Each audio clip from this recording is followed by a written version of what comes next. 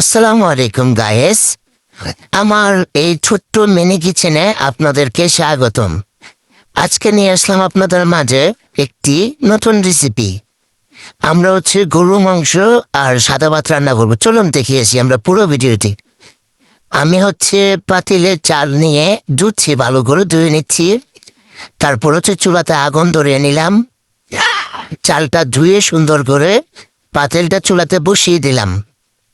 এখানে নিয়ে নিয়েছি আমি হলুদ, মরিচ, জিরে, রসুন বাটা, আদা বাটা, লবণ, মরিচ সবগুলো একসাথে করে মাংসটাকে আমি ম্যারিনেট করে নিচ্ছি। এরপর আমি একটা বাটিতে পেঁয়াজ কুচি করে নিয়েছি এবং সাথে দিয়ে দিচ্ছি সামান্য তৈল। সব কিছু দিয়ে হালকা নাড়াচাড়া করে সুন্দরভাবে মাংসটাকে ম্যারিনেট করে মিশিয়ে নিয়েছি।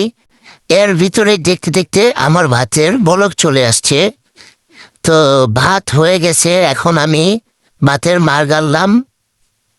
এখন তরকারির জন্য চুলায় নতুন হাঁড়ি দিয়ে দিলাম, তেল দিলাম, পেঁয়াজটাকে একটু ভাজা ভাজা করার পর এখন আমরা দিয়ে দিচ্ছি ওই ম্যারিনেট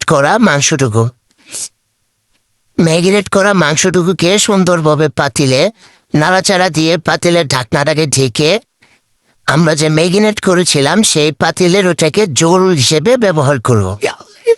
তো এই যে দেখতেই পারছেন আমার মাংস প্রায় মোটামুটি সিদ্ধ হওয়ার কাছাকাছি চলে গেছে। এখন আমরা ঝোলটা দিয়ে দিব।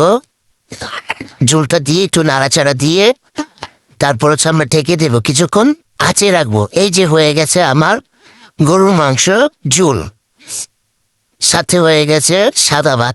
এখন প্রচন্ড খিদা লেগেছে রান্না করতে করতে। এখন আমরা সাদা ভাত দিয়ে গরুর মাংস খাবো। চলেন দেখি খাবারটা কেমন হয়েছে। নিয়ে নিলাম একটু মাংস, অল্প পরিমাণের ভাত। দেখতেই খুব মজা লাগতেছে, জানে না কিরকম হবে।